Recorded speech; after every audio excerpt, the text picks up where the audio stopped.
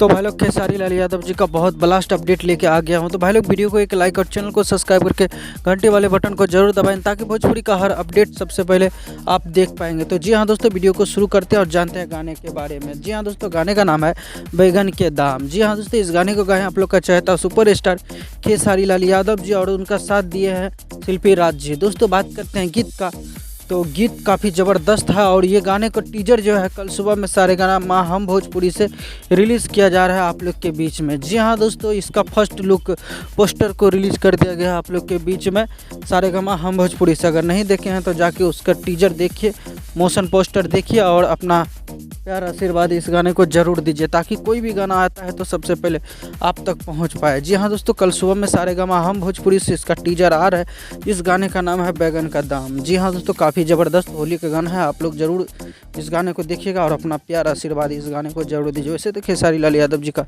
हर गाना super duper hit होता है और कल बहुत ब्लास्ट लेवल का गाना आ रहा है सारेगामा हम भोजपुरी से। तो आज का वीडियो में बस इतना ही, मिलते हैं कोई नए अपडेट के साथ। तब तक के लिए अपना ख्याल रखिए और देखते रहिए भोजपुरी चिप यूट्यूब चैनल, सबसे पहले सबसे फास्ट, क्योंकि खबर लाते हैं झकास। धन्यवाद दोस्तों।